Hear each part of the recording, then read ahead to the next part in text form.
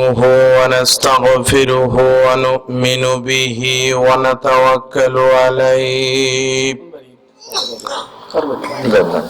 ونعوذ بالله من شرور أنفسنا ومن سيئات أعمالنا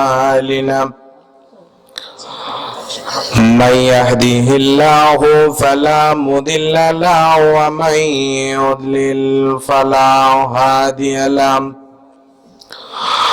ونشهد أن لا إله إلا الله وحده لا شريك له وأشهد أن سيدنا وحبيبنا ومولانا محمدا عبده ورسوله الذي أرسله بالحق بشيرا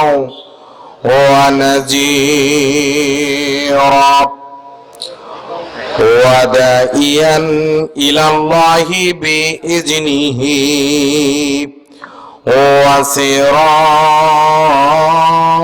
وسراجا منيرا فقد قال الله تعالى في كلامه المجيد وفرقانه الحميد জবান খুলে একসাথে পড়ি আউযু বিল্লাহি মিনাশ শাইতানির রাজিম বিসমিল্লাহির রাহমানির রাহিম والعصر إن الإنسان لفي خسر إلا الذين آمنوا وعملوا الصالحات وتواصوا بالحق وتواصوا بالصبر صدقت يا ربنا.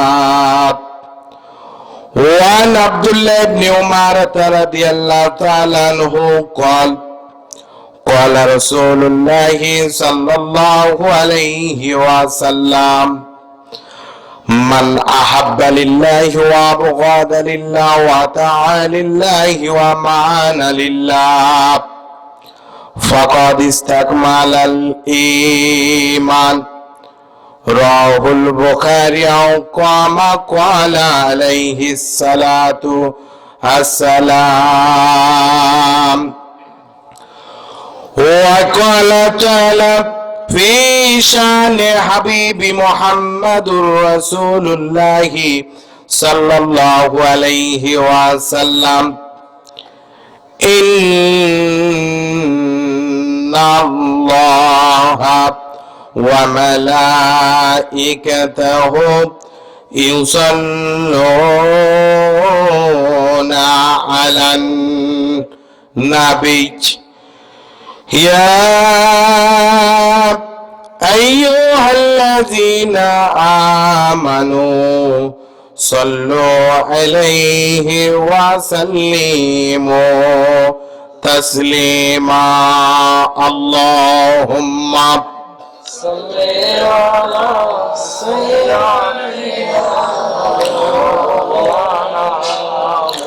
জবান খুলে পড়ি আল্লাহুম্মা সাইয়্যিদিনা মাওলানা মুহাম্মদ ওয়া আলা আলিহি সাইয়্যিদিনা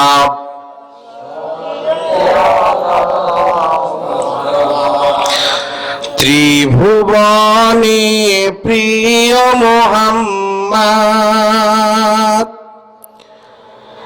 এলো রে দুনিয়ায় রে সাগর আকাশ বাতাস দেখবি যদি আয় রে সাগর আকাশ বাতাস দেখবি যদি আয় আল্লাহুম্মা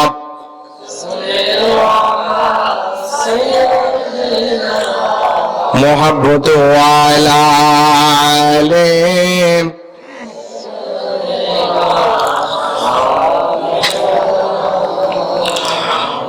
নহে সমাপ্ত কর্ম তোমার অবসর কোথা বিশ্রামে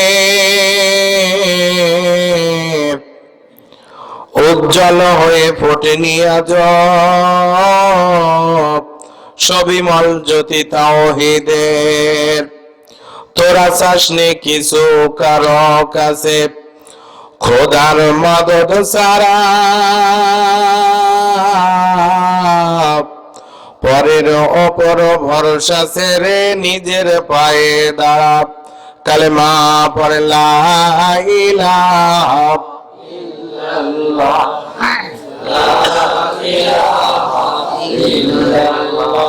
জোরে লা ইলাহা লা ইলাহা ইল্লাল্লাহু বলো রে মুমিন গণ জোরে লা ইলাহা ইল্লাল্লাহ জোরে লা ইলাহা ইল্লাল্লাহ ওই জমিনার ওই যে আকাশ তুমি মালিক রহমান ওই আকাশ আর এই যে বাতাস সবই তোমার দান লা ইলাহা ইল্লাল্লাহ জোরে লা ইলাহা ইল্লাল্লাহ লা ইলাহা ইল্লাল্লাহ মুহাম্মাদুর রাসূলুল্লাহ সাল্লাল্লাহু আলাইহি ওয়াসাল্লাম। 17 জানুয়ারি 2020 রোজ শুক্রবার খোর্দ কাগুইল বাইতুন নূর জামে মসজিদ প্রাঙ্গণ চতুর্থ অধিবেশন ঐতিহাসিক তাফসিরুল কোরআন মাহফিল ও মহিলা সমাবেশের সভাপতিত্ব করছেন জনাব মোহাম্মদ মতিউর রহমান জুয়েল, সাবেক নৌবাহিনী নাবিক ও সাবেক সদস্য কাগুইল হাই স্কুল। সহসভাপতিত্ব করছেন বিশিষ্ট আলেমে দিন সারে তাজ জনাব আলহাজ হাফেজ মাওলানা মোহাম্মদ মোস্তফা খায়রুল বাশার দামাত বারকাতুহুমুল আলিয়া। আল্লাহ পাক হায়াতে তয়্যিবা সিয়াতে কুল্লিয়া দান করুন, বলেন আমিন। প্রধান অতিথি হিসেবে উপস্থিত থাকবার সদয় সম্মতি জ্ঞাপন করেছেন জনাব মোহাম্মদ আব্দুস সবুর সবুজ, যুগ্ম সাধারণ সম্পাদক কাগুইল ইউপি বিএনপি ও বিশিষ্ট ব্যবসায়ী সমাজসেবক মিরপুর। প্রধান পৃষ্ঠপোষক জনাব মোহাম্মদ শফি আহমেদ স্বপন, সাবেক চেয়ারম্যান ও আহ্বায়ক 1 নং কাগুইল ইউপি আওয়ামী লীগ। আজকের এই তাফসিরুল কোরআন মাহফিলে আলোচনা রেখে ধন্য করেছেন খ্যাতনামা আলেম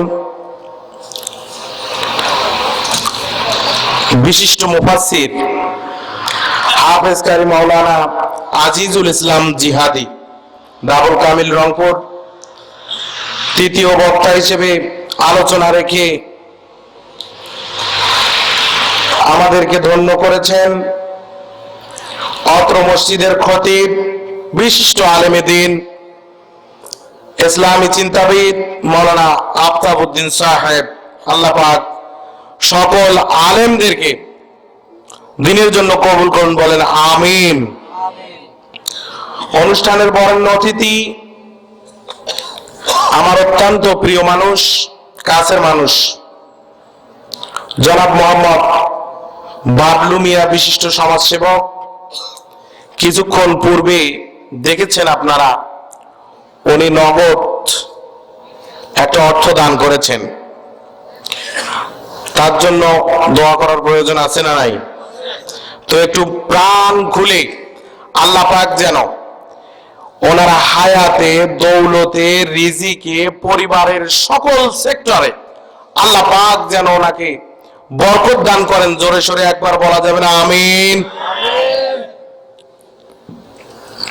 অনুষ্ঠানের বিশেষ অতিথি, আমন্ত্রিত অতিথিবৃন্দ, মহিলা সমাবেশের প্রধান অতিথি বিশিষ্ট সমাজ সেবিকা মোসাম্মদ ইতি সরকার এবং মহিলা সমাবেশের বক্তা শাহিনুর বেগম,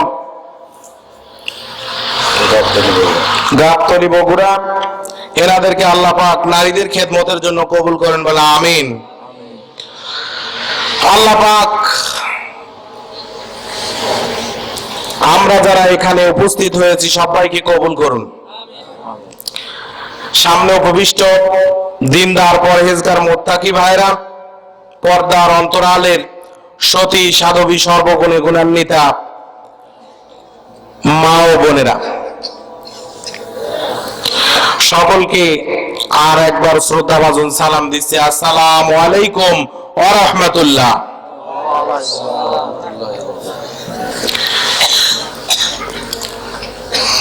ছোট একটা কথা না বললেই নয়। কোরআন শোনার জন্য সর্বপ্রথম যে বিষয়টা আমাদের প্রয়োজন সেটা হলো মস্তিষ্কটা ফ্রেশ রাখতে হবে, ঠিক না বা ঠিক? মস্তিষ্কটা কি রাখতে হবে? পরিষ্কার রাখতে হবে, ঠান্ডা রাখতে হবে। এর জন্য উপযুক্ত পরিবেশ দরকার, ঠিক না বা ঠিক? উপযুক্ত পরিবেশ দরকার, তা না হলে পরিবেশটা হয় ওই ছাগলওয়ালার মতো। এক ব্যক্তি ধান চাষ করেছে জমিতে, সেই ধানটাতে ছাগল লেগেছে 5টা। উনি জমি দেখার জন্য গেছে, জমিতে দেখেছে 5টা ছাগলে ধান খায়। ওনার মাথা ঠিক না ব্যাঠিক? মাথার অবস্থা খারাপ না? তো উনি দেখার সাথে সাথে ছাগলদেরকে একটা তাড়া দিছেন। জোহরের পরে জমিতে যায় ছাগল তাড়ানো শুরু করছেন। আসর পর্যন্ত দৌড়ানি দিয়ে একটা ছাগল ধরতে পেরেছেন। ছাগলের সামনের পা দুটো ধরছেন বাম হাত দিয়া, পিছনের পা দুটো ধরছেন ডান হাত দিয়া, দিয়ে ছাগলটা নিচে এইভাবে ঘাড়ের উপরে নিয়ে যাচ্ছে। কোন দিকে? খড়াই দেওয়ার জন্য। আপনাদের দিকে যে কি ভাষা বলে, আমাদের ওদিকে বলে খড়াত দেওয়ার জন্য গেছে। তখন বকরি যার ঘাড়ের মধ্যে, তার মাথা ঠিক নেবে ঠিক? হ্যাঁ, ওই সময় তাবলিগ জামাতের 2 ভাই সামনে গেছেন। ভাই, মসজিদে ইমান ও আমলের কথা হচ্ছে, চলেন মসজিদে যাই, বসেন, বহুত ফায়দা হবে। ওই বকরিওয়ালা ছাগলের পা দুটে 2 পাশ থেকে ধরি, তাবলিগ জামাতের 2 ভাইয়ের মাথার 2 বাড়ি, বকরি দিয়ে 2 বাড়ি। এরা 2 জন স্পিডে দৌড়, কাগুইল বাজারে দৌড়ে উঠছে।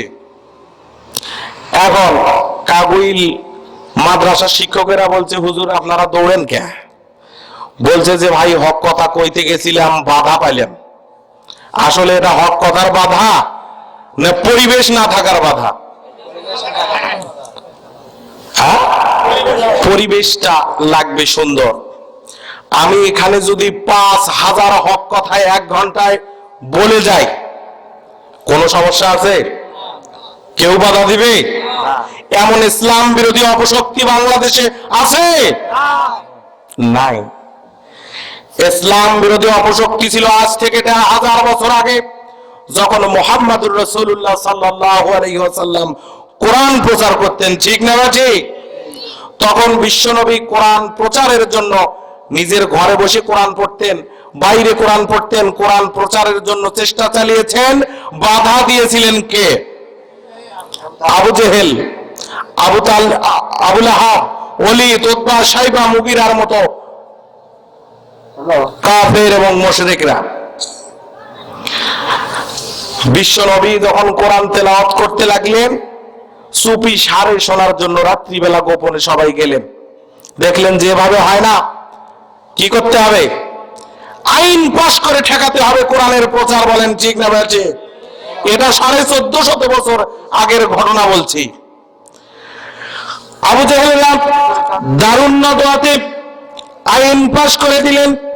وقال الذين كفروا لا تسمعوا لهذا القرآن والغوا فيه لعلكم تغلبون। মুহাম্মদ যেখানে কোরআন পড়বে ওই জায়গায় তোমরা যাবে না। যদিও যাও, কোরআন শুনবে না, কানের ভেতরে নখ দিয়ে থাকবেন। তারপরেও যদি কাম না হয়, যেখানে কোরআন পড়ে শোনানো হবে সেই জায়গাতে বিশৃঙ্খলা সৃষ্টি করবে, গোলযোগ করবে, হট্টগোল করবে। প্রয়োজনে ওখানে 144 জারি করবে, ঠিক না ঠিক? এইরকম আবু জেহেল মার্কা লোক এখন আছে? তাহলে তো এখানেও বাধা হতে। 1450 বছর আগে মুহাম্মাদুর রাসূলুল্লাহ সাল্লাল্লাহু আলাইহি ওয়াসাল্লাম মুহাম্মদ মার্কা লোক যেমন পৃথিবীতে দিয়ে গেছেন, আবু জেহেলরাও 1450 বছর আগে আবু জেহেল মার্কা কিছু কাফের পৃথিবীর জমিনে ছেড়ে দিয়েছেন। এরা বাধা তো দিবেই, ঠিক না ঠিক? কিন্তু কাগইলের পরিবেশ অত্যন্ত ভালো। আপনারা ধৈর্য ধরে বসে আছেন, আপনাদেরকে কিছু কথা বলবো, কিন্তু শেষ পর্যন্ত থাকতে রাজি আছেন কারা কারা? হাত তোলেন তো একটু দেখি। নারায়ে তাকবীর। হাত নামা। তাহলে তো সবাই থাকবে নাকি? যদি আমার কণ্ঠটা ভেঙে যায় তারপরেও থাকবেন? যদি আমার চেহারাটা এখন যেমন দেখতেছেন খারাপ, আর একটু পরে যদি আরো খারাপ হয় তারপরেও থাকবেন? আমিও আপনাদেরকে কথা দিতে পারি, যারা এখানে বাইরে বাজারে এখনো দাঁড়িয়ে বোঝার চেষ্টা করছে যে আজকের বক্তাটা কেমন, তারা এখানে এসে বসবে ইনশাআল্লাহ। যারা বাড়িতে যাওয়ার নিয়ত করেছে তারাও বসবে ইনশাআল্লাহ। কিন্তু আপনাদেরকে কথা দিতে হবে যে আপনারা যাবেন না। যাবেন ইনশাআল্লাহ। তাহলে আমি আপনাদেরকে খুব অল্প সময় কোরআনে কারিম থেকে কিছু কথা শোনাবো। তার আগে আল্লাহ পাকের শুকরিয়া আদায় করার দরকার আছে না নাই? সবাই আমার সাথে বলেন সুবহানাল্লাহি ওয়া বিহামদিহি ওয়া আদাদা খালকিহি ওয়া রিদা নাফসিহি আযনাতা আরশিহি ওয়া মিদাদা কালিমাতি। শুকরিয়া আদায় করলাম মহান আল্লাহ পাকের। আল্লাহ রাব্বুল আলামিনের পক্ষ থেকে এসেছে এই কোরআনে কারিম।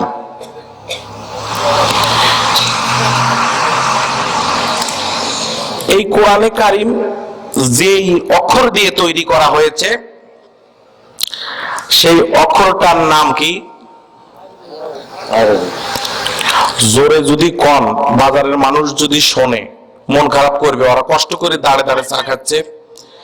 কোরআনের ভাষা কি?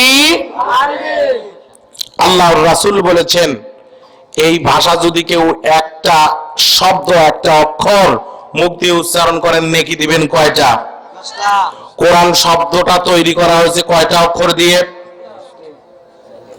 আমি তো দেখিয়ে দিলাম। কোরআন শব্দ লেখা হয়েছে কয়টা শব্দ অক্ষর দিয়ে? চারটা। তাহলে শুধুমাত্র কোরআন এই কথাটা বললে আল্লাহ পাক নেকি দিবেন কয়টা? যদি এই কোরআন শব্দটা একবার বলার কারণে আল্লাহ পাক নেকি দেন 40টা, আমি যখন বলবো কথা হবে কিসের, আপনারা কোরআন শব্দটা যদি মুখ দিয়ে বের করতে কৃপণতা করেন, আল্লাহ পাক মুখে প্যারালাইসিস দিতে পারেন কিনা? পারেন। তার চাইতে বলে নেকি কামাই করা লাভ না লস? তাহলে কে দিয়েছেন? কি দিয়েছেন? কোরআনে কারীম আমাদেরকে আল্লাহ পাক দিয়েছেন। কেন দিয়েছেন?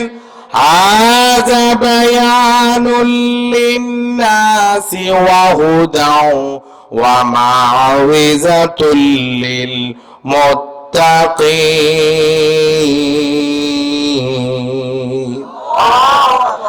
আল্লাহ রাব্বুল আলামিন বলেন, এই যে তোমাদেরকে হেদায়েত দিয়ে দিলাম, এখান থেকে তোমরা যদি হেদায়েত গ্রহণ করতে পারো তোমরা মুত্তাকি হয়ে যাবে, আর যদি গ্রহণ করতে না পারো মুত্তাকি হতে পারবে না।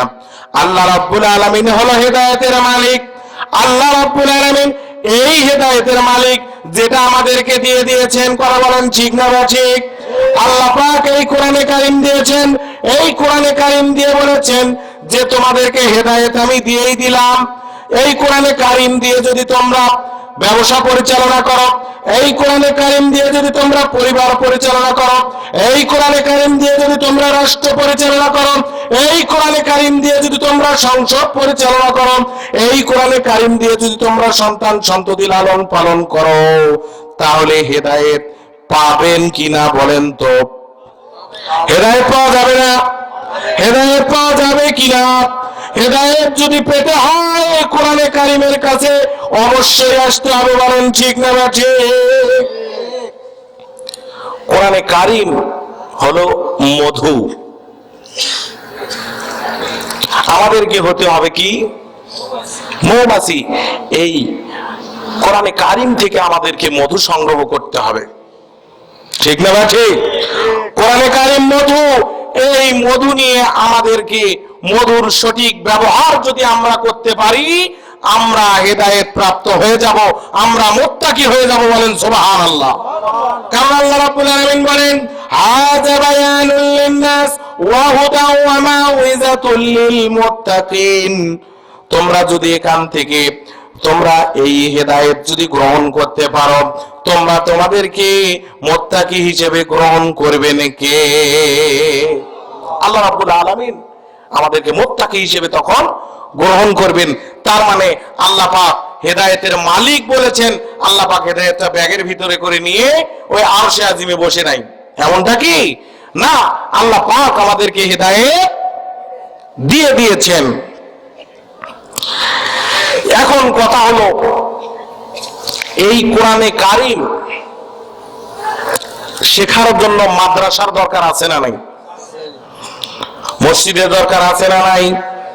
তাফসীর মাহফিলের দরকার আছে না নাই? কোরআন শিক্ষার দরকার যদি থাকে, মাদ্রাসার দরকার যদি থাকে, মসজিদের দরকার যদি থাকে, তাফসীর মাহফিলের দরকার যদি থাকে, তাহলে সেই তাফসীর মাহফিল, মসজিদের সঠিক পরিবেশ, মাদ্রাসার সঠিক পরিবেশ। একটা বিষয় হলো, মাদ্রাসা আছে, স্কুল কথাটা কি? ইংরেজি শব্দ। মাদ্রাসা, মাদ্রাসা আরবি শব্দ, আর বাংলা হলো বিদ্যালয়। কিন্তু আমাদের দেশের পরিবেশটা একটু লক্ষ্য করেন তো, মাদ্রাসা বলতে কি বোঝায়? কাগুইল নাইবুল্লাহ আলিম মাদ্রাসা, ঠিক না ঠিক? আর স্কুল বলতে কাগুইল হাই স্কুল। ঘটনা হলো, তোমরা মুসলমান ঠিক আছো, যদি আরবি শিখতে চাও, যদি মুসলমান হতে চাও মাদ্রাসায় যাও, আর যদি বেঈমান হতে চাও, আমি কই নেই কিন্তু আপনাদেরই মাঝে মাঝে কেউ একজন বলছে হাই স্কুলে পড়লেও কেউ বেঈমান হয় না। বাংলাদেশের শিক্ষানীতিতে থাকতে হবে কি? শিক্ষানীতিতে কি থাকতে হবে? কোরআনে কারিম দিয়ে শিক্ষানীতিটা ঢেলে সাজাতে হবে। মাদ্রাসা, হাই স্কুল, বিদ্যালয় কোনোটাই আলাদা হতে পারে না, সবটাই এক হতে হবে। কোরআনে কারিম শেখার পরিবেশ আমাদেরকে তৈরি করতে হবে, নইলে সামনে এমন একটা পরিবেশ তৈরি হবে নাস্তিকদের সবরে জর্জরিত হয়ে মুসলমানরা ঈমান হারা হয়ে পৃথিবীর জমিনে লাঞ্ছিত নিষ্পেষিত হবে। বলেন ঠিক না বেঠে? নাস্তিকদের আস্ফালন আছে না নাই? নাস্তিকদের আস্ফালন আছে।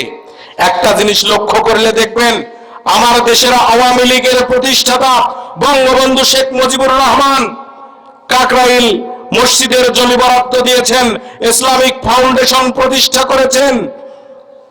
ঠিক না ঠিক? সত্য স্বীকার করতে লজ্জা হয়? মুসলমানরা সব সময় সত্য কথা বলবে। বাংলাদেশের আওয়ামী লীগের প্রতিষ্ঠাতা মরহুম বঙ্গবন্ধু শেখ মুজিবুর রহমান কাকরাইল মসজিদের জমি বরাদ্দ দিয়েছেন, ইসলামিক ফাউন্ডেশন প্রতিষ্ঠা করেছেন। লেবাস সর্বস্ব ইসলামে তিনি বিশ্বাস করতেন না। বাংলাদেশের জাতীয়তাবাদী দলের প্রেসিডেন্ট মরহুম শহীদ প্রেসিডেন্ট জিয়াউর রহমান, ইনি সংবিধানে আল্লাহর উপর পূর্ণ আস্থা ও বিশ্বাস স্থাপন করেছেন। জাতীয় পার্টির চেয়ারম্যান কি লিখেছেন? রাষ্ট্র ধর্ম ইসলাম সংবিধানে সংযোজন করেছেন। সুতরাং এই বিষয়গুলো থেকে প্রমাণ করে আমার দেশের আওয়ামী লীগ ইসলামের শত্রু নয়, আমার দেশের বিএনপি ইসলামের শত্রু নয়, আমার দেশের জাতীয় পার্টি ইসলামের শত্রু নয়। কতিপয় নাস্তিক মুরতাদ গোলাম রাশেদ খান, মিনার হাসানুল হক, ইলুর মতো বেঈমানরা ইসলামের দুশমন। বলেন ঠিক না ঠিক? এরা ইসলামের ক্ষতি করার জন্য চাচ্ছে, এরা ইসলামের ক্ষতি করার জন্য আমাদের ভিতরে মিশে থাকে। কষ্ট হচ্ছে আপনাদের? এরা ইসলামের ক্ষতি করবে, আমাদেরকে সচেতন হতে হবে। এরা যতই ক্ষতি করার চেষ্টা করুক না কেন, আমাদের বসে থাকলে চলবে। আমি তো স্পষ্ট ভাষায় বলে দিয়েছি, এই যে ইসলামের বিরোধিতাকারী নাস্তিকদের সংখ্যা খুব বেশি নয়। ওই টিভির পর্দার ভেতরে উলুদ ভুলুদ করে, টিভির পর্দার ভেতরে ওদের মুখখানা ছাড়া পৃথিবীর কোথাও ওদের মুখ দেখা যায় না। আমি স্পষ্ট ভাষায় বলে দিতে চাই, টিভির পর্দা ছেড়ে বাংলার জমিনে এসে যদি তোমরা একটা বার জনতার মধ্যে মিশতে পারো, তাহলে তোমাদেরকে নেতা হিসেবে মেনে নেব। আর যদি না পারো, তোমরা জনতার মাঝখানে এসে যদি ইসলামের বিরুদ্ধে, কোরআনের বিরুদ্ধে, নবীর বিরুদ্ধে কথা বলো, ইসলামী আন্দোলনের বিরুদ্ধে কথা বলো, তোমাদের কলিজা ছিঁড়ে কুত্তাকে খাওয়ানো হবে। বলেন ঠিক না ঠিক?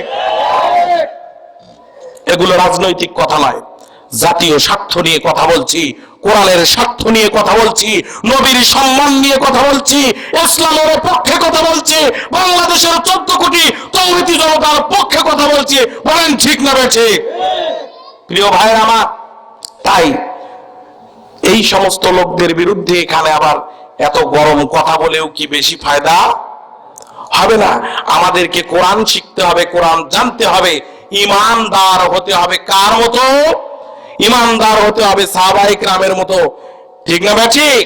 ঈমানদার হতে হবে সাহাবায়ে কেরামের মতো। একটু পানি ঠান্ডা হয়ে গেছে। ঈমানদার হতে হবে সাহাবায়ে কেরামের মতো। আমার সাবজেক্ট আজকে আপনাদের সামনে একটি আয়াতে কারিমা তেলাওয়াত করেছি, একটি সূরা তেলাওয়াত করেছি। কোরআন শরীফের ছোট ছোট সূরাগুলোর ভিতরে অন্যতম সূরা, সূরা আল আসর। ভালো করে গণ, আয়াত সংখ্যা কয়টি? আয়াত সংখ্যা মাত্র 3টি। রুকু সবাই কয় না কে? আমার সাথে মন খারাপ? গালি দিলাম জন্য মন খারাপ? মন খারাপ করা যাবে না।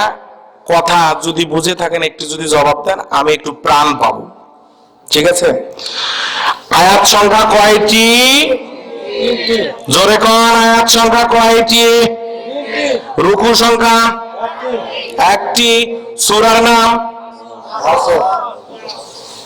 বলে এত রাতে আসো সেরকম হয় না। কথা হলো, এই সূরা আসর বর্তমান সময়ের জন্য একটু জিকির করি, লা ইলাহা ইল্লাল্লাহ,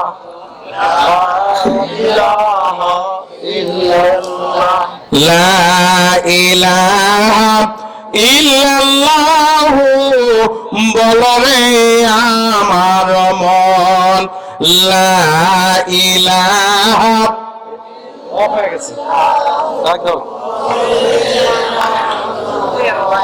বর্তমান সময় সূরা আসর আমাদের জন্য অত্যন্ত গুরুত্বপূর্ণ সূরা। পুরা কোরআন শরীফই গুরুত্বপূর্ণ, কিন্তু আমি বেছে নিয়েছি এবছরে এই সূরা আসর আপনাদেরকে শোনাবো, কারণ আমাদের নাস্তিকদের হাত থেকে বাঁচতে।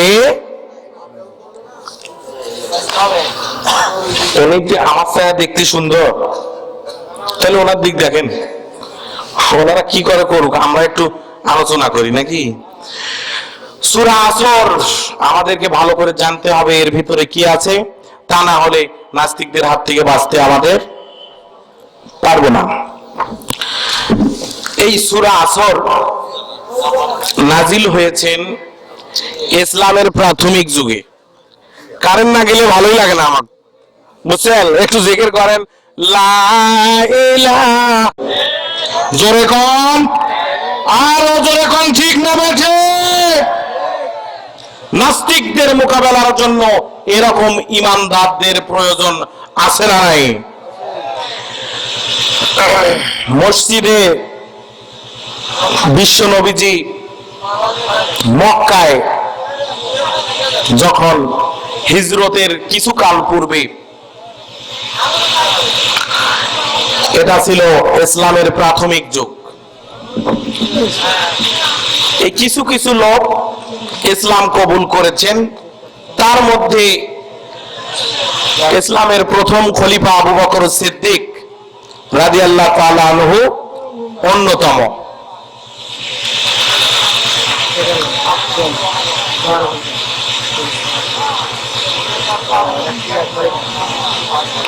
আপনার বিচার করার দায়িত্ব দিছে ভাই? আপনার বিচারের দায়িত্ব দিছে নাকি? এত কথা বলেন কি কারণে?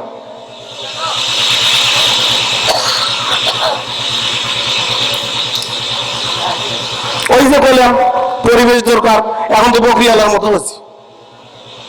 হ্যাঁ, নষ্ট করে দিল। শুনবেন শুনবেন, আমি যতটুকু একটু কষ্ট করে আপনাদেরকে আলোচনা শোনাবো, শুনবেন। একটু থাকেন, অল্প কটা মানুষ, কষ্ট দেব না, খুব কম সময়। মুসাফির মানুষ, অন্তত দোয়া করব আপনাদেরকে নিয়ে, আপনাদের এবং আমার উভয়ের যেন কল্যাণ আল্লাহ পাক দান করেন, বলে আমিন। প্রিয় ভাইরা আমার, ইসলাম কবুল করেছেন আবু বকর সিদ্দিক রাদিয়াল্লাহু তাআলা আনহু।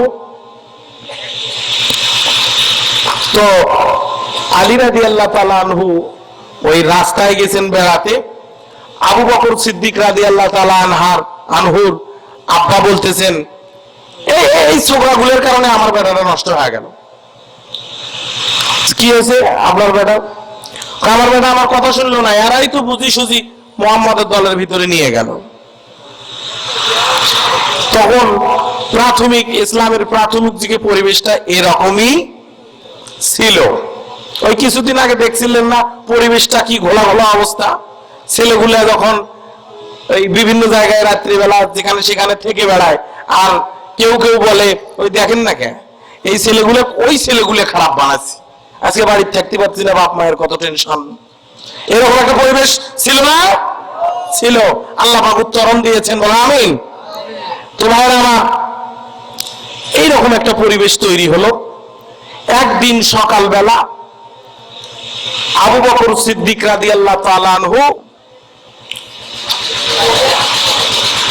আবু বকর সিদ্দিক রাদিয়াল্লাহু তাআলা আনহু এনার মন খুব খারাপ, নবীজির সামনে উপস্থিত হয়েছেন। আবু বকর সিদ্দিক কি যেমন তেমন সাহাবী? বলেন তো, যেমন তেমন সাহাবী? হযরত ওমর ফারুক রাদিয়াল্লাহু তাআলা আনহু এবং আবু বকর সিদ্দিক রাদিয়াল্লাহু তাআলা আনহুর খেলাফতের শাসন ব্যবস্থা পৃথিবীর ভিতরে ইহুদি, খ্রিস্টান, হিন্দু, বৌদ্ধ, মুসলিম যত ধর্ম বর্ণের মানুষ আছে সবাই মডেল হিসেবে দেখে থাকেন বলেন সুবহানাল্লাহ। সেই আবু বকর সিদ্দিক মন খারাপ করেছেন।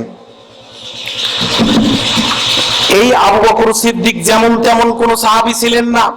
বিশ্ব নবীর ওফাতের পরে এই আবু বকর সিদ্দিক রাদিয়াল্লাহু তাআলা আনহু সাহাবীদের ভিতরে একমাত্র সাহাবী যাকে খলিফাতুর রাসূলুল্লাহ বলা হয়, বলেন সুবহানাল্লাহ। সুবহানাল্লাহ এমন আস্তে বলবেন যেন বাইরের লোকগুলো মন খারাপ না। সুবহানাল্লাহ অত আস্তে বলবেন। আর নবীজি বলেছেন, তোমরা যখন জান্নাতের বাগানে প্রবেশ করবে বেশি বেশি করে জান্নাতের ফল ভক্ষণ করবে। সাহাবীরা বললেন, জান্নাতের ফলটা কি? নবীজি বলেন, কোরআনের দর্শের জায়গাটা হলো জান্নাতের বাগান, আর জান্নাতের ফল হলো সুবহানাল্লাহ, আলহামদুলিল্লাহ, আল্লাহু আকবার, লা ইলাহা জোরে লা ইলাহা। তাহলে এগুলো আস্তে বললে চলবে? আস্তে বললে চলবে?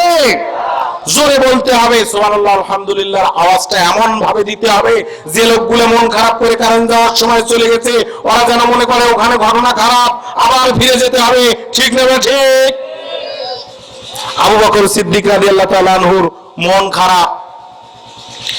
এই আবু বকর তো সেই আবু বকর, বিশ্ব নবী বলেছেন, ওই যে আসমানে তোমরা যতগুলো তারকা দেখছো, ওই তারকার ভিতরে যতগুলো তারকা আছে, আবু বকর হলো ওই তারকার ভিতরে ওই চাঁদটার মতো, বলেন সুবহানাল্লাহ।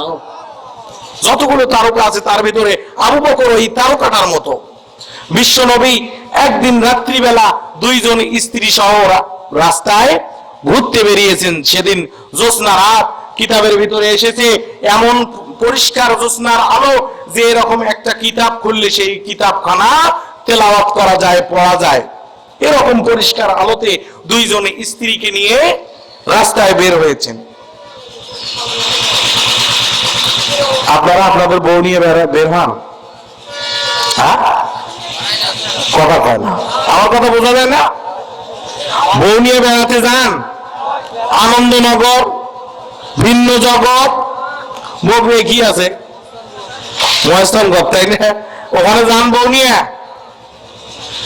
বউ নিয়ে যেতে হবে শালীনতা বজায় রেখে ভদ্র জায়গায় মাঝে মাঝে বউকে নিয়ে ঘুরতে যেতে হবে, যেটা আমাদেরকে শিখিয়েছেন মুহাম্মদুর রাসূলুল্লাহ সাল্লাল্লাহু, আমাদেরকে শিক্ষা দিয়েছেন। নবী করিম সাল্লাল্লাহু আলাইহি ওয়াসাল্লাম রাত্রে বেলা ঘুরতে গেছেন।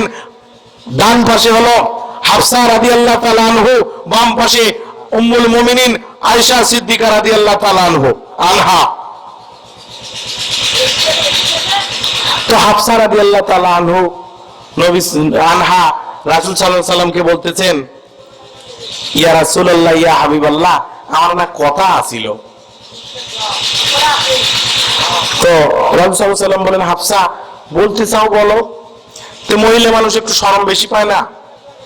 হ্যাঁ, আপনার স্ত্রী যখন আপনাকে কিছু আনার জন্য বলে নিজের শখের জিনিস, আমি না কথা অবস্থা ছিল, তো থাক না, হ্যাঁ তোমার পকেটের অবস্থা মনে হয় ভালো না, এরকম করে না? তো এরকম হাফসা রাদিয়াল্লাহু তাআলা আনহু বলছেন, আমি একটু কথা কইলাম, হয় তো থাক। রাসূল বলছেন, না বলো। এরকম সুন্দর পরিবেশ ভবিষ্যতে নাও পেতে পারো। হাফসা রাদিয়াল্লাহু তাআলা আনহু বলছেন, ইয়া রাসূলুল্লাহ, ইয়া হাবিবাল্লাহ, এই জ্যোৎস্না রাতটা আপনার কাছে কেমন লাগছে? রাসূলুল্লাহ সাল্লাল্লাহু আলাইহি ওয়াসাল্লাম বলছেন, হাফসারে, এই জ্যোৎস্না রাতে স্ত্রীদের সঙ্গে হাঁটতে কার না ভালো লাগবে, বলো সুবহানাল্লাহ কোন? নবীজি বলেন, আমাকে খুব ভালো লাগছে। হাফসা রাদিয়াল্লাহু তাআলা আনহা বলেন, আরো সৌন্দর্য বাড়িয়ে দিয়েছেন ওই যে আকাশের তারকাগুলো। প্রিয় নবী, আপনি কি বলতে পারেন ওই আকাশের তারকার সংখ্যা কত? নবীজি বলেন, ও হাফসা, তোমাকে বলে দেই, শোনো শোনো হাফসা, ওই আসমানে কতগুলো তারকা আছে জানার প্রয়োজন নাই, শুধু এতটুকু জেনে রাখো রে হাফসা, ওই আসমানে যতগুলো তারকা আছে তার চাইতে বেশি পরিমাণ সওয়াব কাল কিয়ামতের ময়দানে কঠিন মুসিবতের সময় আমার আল্লাহ রাব্বুল আলামিন তোমার আব্বাকে দিয়ে দিবে।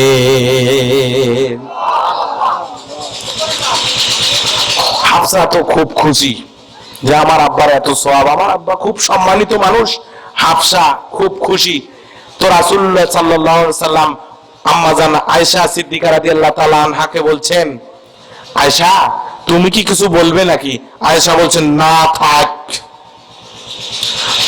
দুই পাশে যে দুইজন স্ত্রী, এনাদের সম্পর্ক কি ছিল বোঝে নাই? দুইজনের সম্পর্ক কি? সতীন। এরা দুই বোন ছিল, সতীন ছিল। সতীনদের সম্পর্ক কেমন থাকে? আপনাদের এদিকে দুই বউওয়ালা মানুষ আছে? আছে? একটার সাথে ইনসাফ করতে পারে না, দুটো বউ নিয়ে এসছে, এরকম আছে না? আরে ওই দুই মহিলার দোষ নয়, পুরুষের দোষ। একটার সাথেই ইনসাফ করতে পারে না। কাল কিয়ামতের ময়দানে কঠিন মুসিবতের সময় স্ত্রীর সাথে জুলুম করার জন্য জালেমের কাতারে দাঁড়াতে হবে। বলেন ঠিক না ঠিক? নবীদের, প্রিয় নবীর স্ত্রীদের বেলায় এরকম ছিলেন না, কিন্তু আয়েশা সিদ্দিকা রাদিয়াল্লাহু তাআলা আনহার মনটা খারাপ। কি কারণে? যে ওটাও স্ত্রী, আমিও স্ত্রী, খালি প্রশংসা সওয়াব একটা আকাশ, তার সবগুলো তারকা, এবং তারও চাইতে বেশি সওয়াব ওরই বাপক দিল, আমার বাপের কি? তাই না? আয়েশা সিদ্দিকা রাদিয়াল্লাহু তাআলা আনহা বলছেন, না থাক, আমার আর কোনো কথা নাই, তামাম সওয়াব তো হাফসার বাপের, আমার বাপের কি? নবীজি বলেন, আয়েশা রে মন খারাপ করো না, মন খারাপ করো না। তুমি তো সেই পিতার কন্যা, যেই পিতা আল্লাহ পাকের নির্দেশে হিজরতের সময় তোমার আব্বা আবু বকর সিদ্দিক আমার সঙ্গে ছিল। হিজরতের সময় কে সাথে ছিল? নবীজির সাথে ছিলেন আবু বকর সিদ্দিক। নবীজি বলেন, তোমার আব্বা যেদিন হিজরতের খবর পেয়েছেন, তোমার আব্বা হিজরতের খবর পাবার সাথে সাথে দুইটা উট ক্রয় করে এনেছিলেন, আর উট দুইটাকে অত্যন্ত যত্নে লালন পালন করে রেখেছিলেন, যে যখন নবীজি হিজরতের কথা বলবেন, নবীজি যদি আমাকে সাথে নেন, এই উট দুইটাকে এত হিষ্টপিষ্ট সুস্থ করে লালন পালন করেছেন, এই উট দুইটাকে নিয়ে যেন হিজরত করা সম্ভব হয়। এত করে করেন যে সুবহানাল্লাহ জোরে কোয়া লাগবে, জোরে সরে কোন সুবহানাল্লাহ। কেমন লাগবে এখন? নবীজি হিজরতের সময় সঙ্গে ছিলেন আবু বকর। নিজের জীবনের যতগুলো সম্পদ আছে হিজরতের পূর্বেই নবীজির ইসলামের পিছনে ব্যয় করে দিয়েছেন। যখন হিজরত করেছিলেন তখন শুধুমাত্র আবু বকর সিদ্দিকের কাছে ২৫০০ দিরহাম ছিল। হিজরতের পরে মদিনায় অবস্থানকালীন দাস দাসী মুক্তি এবং ইসলামের পিছনে সেটাও ব্যয় করে দিয়েছেন। সুবহানাল্লাহ কোন। এরা তো সেই আবু বকর। নবীজি বলেন, আয়েশা রে, এই সেই আবু বকরের কন্যা তুমি। কাল কিয়ামতের ময়দানে কঠিন মুসিবতের সময় তোমার আব্বা যেমন হিজরতের সময় আমার সাথে ছিল, কাল কিয়ামতের ময়দানে কঠিন মুসিবতের সময় আমি মুহাম্মাদুর রাসূলুল্লাহ তোমার বাপ আবু বকর সিদ্দিকের সাথে থাকবো। বলেন সুবহানাল্লাহ। সেই লোকটা মন খারাপ করছেন। মন খারাপ কার? আবু বকর সিদ্দিকের। নবীজির কষ্ট আছে না নাই? নবীজি বললেন, আবু বকর তোমার মনটা খারাপ কেন? বললো যে আজকে আমাকে অনেক দূরে কাজে যেতে হচ্ছে, কিন্তু আসতে কতক্ষণ দেরি হবে প্রিয় নবী আমি জানি না। এতক্ষণ আপনাকে ছেড়ে কিভাবে থাকবো আমার বুঝে আসে না, আমার কলিজা ফেটে যাচ্ছে। নবীজির প্রতি মহাব্বত থাকার দরকার আছে না নাই? নবীজির প্রতি মহাব্বত অনুসরণের যোগ্যতা বাড়িয়ে দেয়। আর অনুসরণের যোগ্যতা যার আছে, আল্লাহ রাব্বুল আলামিন বলেন ওয়ায়াগফির লাকুম যুনুবাকুম ওয়াল্লাহু গফুরুর রহিম। আল্লাহ রাব্বুল আলামিন বলেন নবীজির মহব্বত যার কলিজার ভিতরে আছে তার অনুসরণের যোগ্যতা আমি বাড়িয়ে দেই। আর যে ব্যক্তি নবীজিকে অনুসরণ করতে পারবে আমি তার তামাম জিন্দেগীর গুনাহ খাতাগুলো মাফ করে দেব। আবু বকর সিদ্দিকের এরকম একটা মহব্বত কলিজার ভিতরে পয়দা হয়ে গেছেন। নবীজি বলছেন জীবিকার তাগিদে তোমাকে অবশ্যই যেতে হবে। আবু বকর তুমি চলে যাও, আমি মুহাম্মাদুর রাসূলুল্লাহ বলে দিলাম তোমার আমার সঙ্গে আবার দেখা হবে। আবু বকর সিদ্দিক যাচ্ছেন, গ্রামের পথ ধরে যাচ্ছেন। আর আমাদের শহর বন্দরে এমন আছে না নাই যে এখানে এক কিছু লোক ওখানে কিছু লোক রাস্তার ধারে গল্পগুজব করে, চায়ের দোকানে গল্পগুজব করে, আর মানুষ যখন রাস্তা দিয়ে যায় তখন কয় ওই দেখো, এরকম আছে না? এরকম আবু বকর সিদ্দিক রাদিয়াল্লাহু তাআলা আনহু দেখে বলতেছেন ওই যে দেখো ধ্বংস হয়ে গেছে, ক্ষতিগ্রস্তের ভিতরে নিমজ্জিত হয়েছে। শ্রবণ করেছেন, নবীজির কাছে গেলেন, নবীজির কাছে যে দেখলেন যে নবীজি রক্তিম বর্ণ, ঘেমে গেছেন, রক্তিম বর্ণ লাল হয়ে গেছেন, নবীজি ওখানে বসে আছেন। আমার আবু বকর নবীজির মুখের দিকে একবার তাকান আর আল্লাহর আকাশের দিকে একবার তাকান, আর মনে মনে চিন্তা করেন আল্লাহ রাব্বুল আলামিন যদি এই মুহূর্তে বিশ্ব নবীর কাছে ওহী নাজিল করে দিতেন, আমার এই প্রশ্নের জবাবে যদি ওহী নাজিল করে দিতেন, আমার মনটা কতই না সান্ত্বনা পেত। আর পৃথিবীর ভিতরে আমার প্রশ্নের জবাব আল্লাহ পাক সরাসরি দিয়ে দিত, আমি ধন্য হয়ে যেতাম। নবীজি বেহুশ হয়ে গেলেন। আবু বকরের ডান উরুর উপরে নবীজির মাথাটা তুলে নিলেন, আর নবীজি হুঁশ ফিরে এলো। আর নবীজি হুঁশ ফেরার সঙ্গে সঙ্গে আবু বকরের মুখের দিকে তাকিয়ে বলছেন ওয়াল আসরি ইন্নাল ইনসানা লাফি খুসর ইল্লাল্লাযীনা আমানু ওয়া আমিলুস সালিহাত وعملوا الصالحات وتواصوا بالحق وتواصوا بالصبر صدق الله العظيم। নবীজি বলেন আবু বকর রে, খালি তোমাকেই তো বলেছেন তুমি ক্ষতিগ্রস্ত হয়ে গেছো। আবু বকর তুমি ক্ষতিগ্রস্ত হও নাই, পৃথিবীর সমস্ত মানুষগুলো ক্ষতির মধ্যে নিমজ্জিত হয়ে গেছে। খালি তারাই ক্ষতিগ্রস্ত হয়ে, তুমি ক্ষতিগ্রস্ত হও নাই, সব মানুষ ক্ষতিগ্রস্ত হয়ে গেছে। শুধু 4 শ্রেণীর মানুষ বাদ, ইল্লাল্লাযীনা আমানু, তারা ব্যতীত যারা ঈমান এনেছে, ওয়া আমিলুস সালিহাত, আমল সালেহ করেছে, ওয়া তাওয়াসাউ বিল হক, হকের উপরে প্রতিষ্ঠিত থেকেছে, ওয়া তাওয়াসাউ বিস সবর, ধৈর্য ধারণ করেছে। ক্ষতিগ্রস্ত কারা নয়? যাদের গুণ আছে কয়টা? জোরে কোন, আরো জোরে, জোর হলো না, জোরসে মারো, আরো জোরে, গুণ লাগবে, জোরে কোন, আরো জোরে, গুণ লাগবে 4টা। এক লোককে জিজ্ঞাসা করছে, মুরব্বী মানুষ, আপনার বয়স কত? 45 বছর। আচ্ছা ঠিক আছে, আচ্ছা আপনি মেলা বয়স হয়েছে, আপনার 45 বছর। এই ছেলে লেখাপড়ার জন্য ঢাকা গেছিল, লেখাপড়া শেষ করে 10 বছর পরে বাড়িতে ঘুরে যাচ্ছে। ওই মুরব্বীর সাথে নাগালে হয়, জিজ্ঞাসা করছে, বাবা আপনার বয়স কত? এখন বয়স কত ভাই? তো বলছে 45। তো বলছে 10 বছর আগে শুনছিলাম 45, ফির করতেছেন 45। এই বুড়ে রাগ হয় করতেছে, মুসলমানের এক জবান।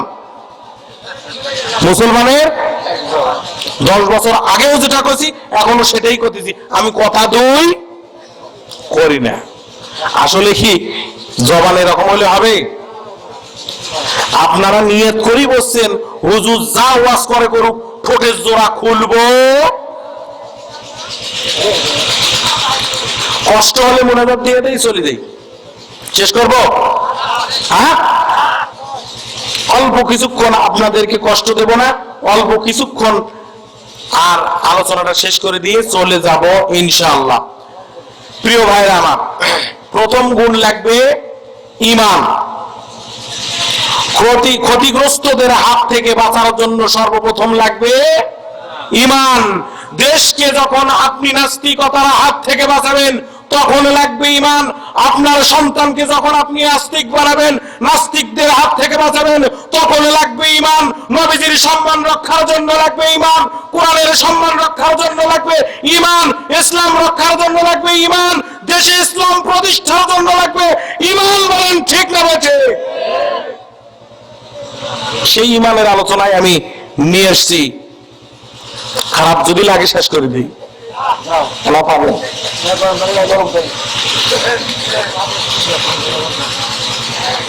কি লাগবে? ঈমান লাগবে। দেশকে বাঁচাবার জন্য, ইসলামকে বাঁচাবার জন্য, নিজের পরিবারকে বাঁচানোর জন্য সর্বপ্রথম লাগবে ঈমান। ঈমান আসবে কোত্থেকে? হযরতে খাব্বাব রাদিয়াল্লাহু তাআলা আনহু, হযরতে খাব্বাব রাদিয়াল্লাহু তাআলা আনহুকে উত্তপ্ত বালুর উপরে শোয়াইয়া দেওয়া হলো। লোহার একটা চিরুনি দিয়ে শরীরটাকে আঁচড়ানো হচ্ছে আর গোশতগুলোকে আলাদা করে দেওয়া হচ্ছে। বলা হলো, খাব্বাব, এভাবে তোমার শরীরকে লোহার চিরুনি দিয়ে আঁচড়াতে আঁচড়াতে হাড়গুলোকে আলাদা করে ফেলবো। তুমি যদি মুহাম্মদ যেই ধর্ম দিয়েছে, যেই তাওহীদ, যে আল্লাহর উপরে তুমি ঈমান এনেছো, যেই রবকে তুমি রব হিসেবে মেনে নিয়েছো, সেই রবের অবিচল আস্থা এবং বিশ্বাস যদি তুমি ছেড়ে না দাও, তোমাকে পৃথিবীর জমিন থেকে বিদায় করে দেওয়া হবে। খাব্বাব বলে দিলেন, ও আবু জেহেল, ওয়ালিদ, উতবা, সাইবা, মক্কার মুশরিকরা শুনে নাও। ও আবু জেহেল, শুনে নাও রে, আমার শরীর থেকে যদি গোশতগুলো টেনে টেনে আলাদা করে ফেলো, আমার গোশতগুলোকে যদি আলাদা করো, হাড়গুলোকে যদি আলাদা করো, আমি তারপরেও মুহাম্মাদের দেয়া ধর্ম থেকে এক চুল সরে দাঁড়াবো না। ও আবু জেহেল, তুমি যদি আর একটু নির্যাতন চালাও, আমি খাব্বাব জান্নাতের গন্ধ পাচ্ছি, আমি খাব্বাব জান্নাতের গন্ধ পাচ্ছি। অল্প কিছুক্ষণের ভিতরে আমি শাহাদাতের অমীয় পেয়ালা পান করব। তুমি আমাকে শাহাদাত বরণ করার জন্য সহযোগিতা করো। প্রত্যেকটা মুসলমানের কলিজাতে খাব্বাব রাদিয়াল্লাহু তাআলা আনহুর মতো শাহাদাতের তামান্না থাকতে হবে কি না? থাকতে হবে? জোরে কোন? থাকতে হবে। শাহাদাতের তামান্না হৃদয়ে যাদের, কিসের তাদের ভয়, নেই কোন শক্তি পৃথিবীর বুকে ঠেকায় তাদের বিজয়। আর যে কল্যাণ হলো, শাহাদাতের তামান্না কলিজার ভিতরে নিতে হবে। খাব্বাবের মতো ঈমান নিতে হবে, সুমাইয়ার মতো ঈমান নিতে হবে, বেলালের মতো ঈমান নিতে হবে। আর নাস্তিকদের হাত থেকে বাংলাদেশকে হেফাজত যখন নাস্তিকদের হাত থেকে দেশ বাঁচাবার জন্য প্রথম ঔষধের নাম কি? আর যখন প্রথম ঔষধের নাম হলো ঈমান। ঈমানের জন্য আমাদেরকে সাহাবায়ে কেরামদের জীবন বেশি বেশি অধ্যয়ন করতে হবে, সাহাবায়ে কেরামদের সাথে নিজের জীবনকে মিলিয়ে নিতে হবে। ওটি একটা ঠিক কয়, ওটি একটা ঠিক কয়, আমার গলায় দিক বসে শেষ। তোরা কি মনে করছেন আমি কি শ্যাম? হুজুর হুজুর পড়ালেখা করছি আর কথা বলতেছি কিসের? খালি এই লোকটাই কয়। ঘটনা কি এনে ভাত খাইছে, আপনারা খান নাই? দেশ শেষ। আপনাদের যন্ত্রণায় নাস্তিক ঢাকা পাচ্ছিল, এখন এটি আসবে। হ্যাঁ, দেশের অবস্থা করুণ করলো এই কয়েকটা আলসে লোকে। দেশ প্রস্তুত করার জন্য, দেশকে নাস্তিকদের হাত থেকে বাঁচাবার জন্য, নিজে ক্ষতির হাত থেকে বাঁচবার জন্য এক নম্বরের ঔষধ হলো ঈমান। প্রিয় ভাইরা আমার, ঈমানটা কি জিনিস? ওই যে ইব্রাহিম আলাইহিস সালাতু ওয়াস সালাম বলেন, ইন্নী ওয়াজ্জাহাতু ওয়াজহিয়া লিল্লাযী ফাতারাস সামাওয়াতি ওয়াল আরদ হানিফান ওয়া মা আনা মিনাল মুশরিকিন।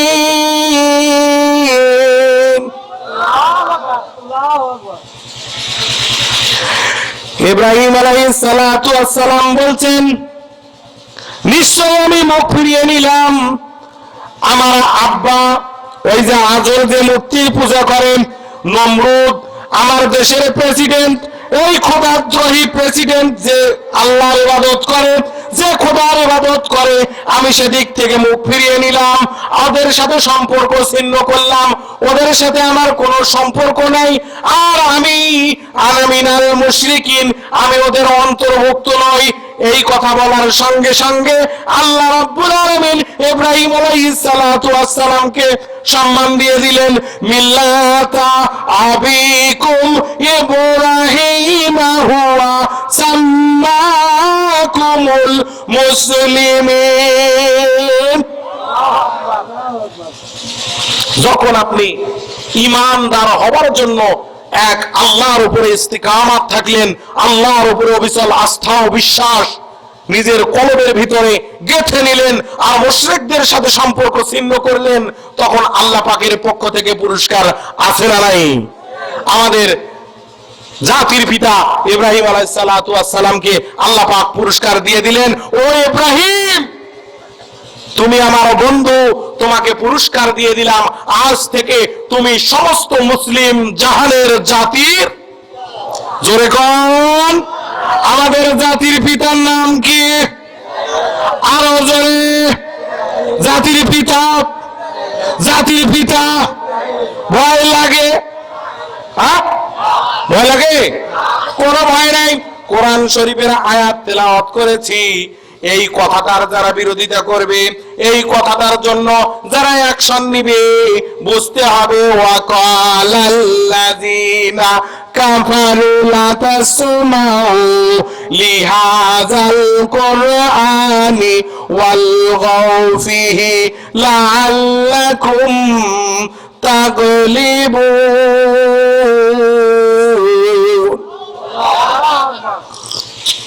ওরা আবু জেহেলের দালাল। ওই যে এই লোকটা বুঝছে আলোচনা। যারা কোরআনের আয়াতের বিরোধিতা করে তারা আপনার আমার মতো ঈমানদার নাকি? তারা কি? যেরকম তারা কাফের, আরো যেরকম তারা কি? ওরা কাফের। জাতির পিতা হলো ইব্রাহিম। আল্লাহ রাব্বুল আলামিন পুরস্কার দিয়েছেন মুশরিকদের সাথে সম্পর্ক ছিন্ন করার কারণে, আল্লাহর দিকে মুখ ফিরিয়ে নেওয়ার কারণে। ঈমানদার হতে গেলে মুশরিকদের সাথে সম্পর্ক ছিন্ন করতে হবে, এক আল্লাহকে রব হিসেবে মেনে নিতে হবে, আইনদাতা হিসেবে মেনে নিতে হবে, বিধানদাতা হিসেবে মেনে নিতে হবে, রিজিকদাতা হিসেবে মেনে নিতে হবে, পালনকর্তা হিসেবে মেনে নিতে হবে, নিয়ে তার উপরে অবিচল থাকতে হবে। ইন্নাল্লাযীনা ক্বালু রাব্বুনাল্লাহ সুম্মা ইসতাকামু, যারা রবকে রব হিসেবে স্বীকার করার পরে তার উপরে ইস্তিকামাত থাকে। ওই যে চাচা গেল, চাচা জাতিজি। এখন এইখানে যে কয়টা লোক আছে, এরা যারাই উঠবে আমি মনে করবো তারা ওদের লোক। ওই 1400 বছর আগে যারা, এখনকার গুলোর কথা কই নেই ভাই, খুব ঝামেলা আছে। 1400 বছর আগের যে আবু জেহেল, ওর বদনাম তো আমি কব নাকি? আল্লাহ পাক কি বলছে জানেন? যে নবীজির বিরুদ্ধে যে হাত ওঠে, নবীজির বিরুদ্ধে যে মুখ চলে, তাব্বাত ইয়াদা আবি লাহাব ওয়া তাব, ধ্বংস হোক আবু লাহাবের দুই হাত।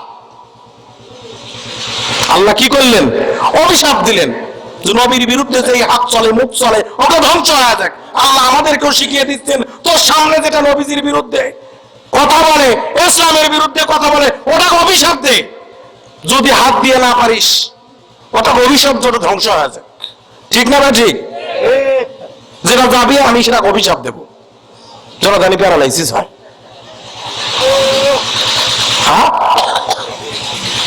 এখন যারা আছে তারাই খাঁটি ইমানদার, দেশকে রক্ষার জন্য, ইসলামকে রক্ষার জন্য, জাতিকে রক্ষার জন্য, পরিবারকে রক্ষার জন্য এরা প্রথম যেই শর্ত, এই গুণ অর্জন করে ফেলেছে। সুবহানাল্লাহ কোন?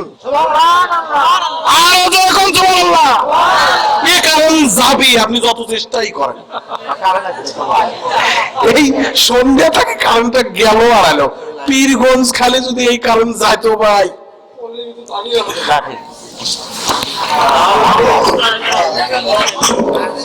আচ্ছা, প্রথম গুণ ঈমান। সহজ সরল ভাষায় আপনাদেরকে বুঝাতে পেরেছি। ঈমানদার হতে হবে, তাহলে ক্ষতির হাত থেকে বাঁচবার জন্য 1 নম্বর সিঁড়ি আপনি পার হতে পারলেন। 2 নম্বর গুণ হলো আমলে সলে করা। ইল্লাল্লাযিনা আমানু ওয়া আমিলুস সালিহাত। কি করা? আমলে সলে করা, ভালো কাজ করা, উত্তম কাজ করা। উত্তম কাজের ভেতর 1 নম্বর কাজ হলো এখান থেকে বাড়িতে যায় একটা হালে পেন্টি নিয়ে বইয়ের কমর সলাৎ দুমদুম করি মারা। এটা 1 নম্বর। এটা আমলে সলের ভেতরে পড়ে না। নবীজি বলেছেন, তুমি যখন পরিবারে যে কোনো কাজ সম্পাদন করবে, যে কোনো কাজ সম্পাদন করি না আমরা, যে কোনো কাজ সম্পাদন করবে, কাজের সময় সর্বপ্রথম পরামর্শ নাও তোমার বউয়ের কাছে। কার কাছে? তাই কি হয়? বউয়ের কাছে পরামর্শ কে কে নেন? একটু হাত তোলেন তো। আর বুড়ো মানুষগুলো আমি মনে করছিলাম নেয় বোধ হয়। বুঝলো আপনি না? হাত তোলেন তো। আমার পক্ষে একটা লোক থাকে, এরা কেউ বউয়ের পরামর্শ নেয় না। এরা কি বাড়ির শত্রু দুজে নাকি? এ বউটা আপনাদের শত্রু? এত ভালোবাসার মানুষ। হ্যাঁ, মানে বউ দেখলে মনে হয় যে এটা কি রে বাড়ি, 15 বছর হলে এই আওজান বাড়িত, সেটা মরেও না নাকি এরকম। কিন্তু দেখেন আমার প্রিয় নবীজি যে কোনো কাজের সূচনা লগ্নে বউয়ের পরামর্শ নিতেন। যেই কাজে নবীজি ব্যর্থ হতেন, বউয়ের কাছে পরামর্শ নিতেন। আমার মা বোনেরা প্যান্ডেল থেকে এমন খুশি হয়েছে, আমার রহিমুদ্দির বাপ এবার ফাঁসি গেল, পরামর্শ নিবে আলী কম, ওই 10,000 টাকা দিয়া গরু কেনার চাই, আগে আমাকে চেন এখন বলে দাও। এরকম নাকি? কোনো কাম নাই। পরামর্শ দিতেও হবে সৎ, পরামর্শ নিতেও হবে সৎ। একটা ঘটনা আপনাদের সামনে বর্ণনা করি। বদরের যুদ্ধ। বদরের যুদ্ধের ইতিহাস আপনার জানা আছে না নাই? ওরে কপাল, রমজান মাসে হয়েছে বদরের যুদ্ধ। সকল সাহাবী নবীজি সহ সবাই রোজা আছেন। নবীজি সিদ্ধান্ত নিলেন যে রোজা থেকে যুদ্ধ করা সম্ভব নয়, রোজা ভেঙে ফেলতে হবে। নবীজি সবাইকে নির্দেশ দিলেন, সাহাবায়ে কেরাম তোমরা যারা আমার সামনে আছো তারা রোজা ভেঙে ফেলো। কেউ ভাঙে না, কয় না রোজা আসতে কি হচ্ছে? যুদ্ধের সাথে রোজার সম্পর্ক কি? তাই না? যুদ্ধের সাথে রোজার কোনো সম্পর্ক নাই। নবী কো রোজা থাকা যাবে, এরকম একটা সিদ্ধান্ত নিল। নবীজির মন খারাপ হলো। 1 বার 2 বার 3 বার বললাম, তারপরেও সাহাবীরা শুনলো না। মনটা খারাপ হয়ে গেল। নবীজি তাঁবুর ভিতরে ঢুকলো, তাঁবুর ভিতরে প্রবেশ করলো এবং মন খারাপ করে বসে থাকলো। উম্মুল মুমিনিন উম্মে সালমা রাদিয়াল্লাহু তাআলা আনহা, আমার কিছুই লিখে দেওয়া লাগবে না, আমার মনে আছে। বুঝছেন? কারেন্ট যাওয়ার কথা মনে থাকে, এরা মনে থাকে না। শোনেন, যতই কারেন্ট যাক আমি কিছুই বলি যাই নেই, একটু এলোমেলো হতেছে হোক, আজকে খেলা দেখার কথা আছে একটু পরে। ঘটনা এমন একটা আছে যেটা শুনলে আপনারা আশ্চর্য হয়ে যাবেন, একটু পরে আমি দেখাতেছি সেটা। ওটাই বলা লাগবে না যে থাকেন, আমি সেদিকেই তো যাচ্ছি, সেদিকে যাচ্ছি। গোলা বসুক আর আমার গাও ঘামি ধুয়ে যাক, আমি আপনাদের কাছে কবই সব ঘটনা। কারেন্ট গেছে। শোনেন,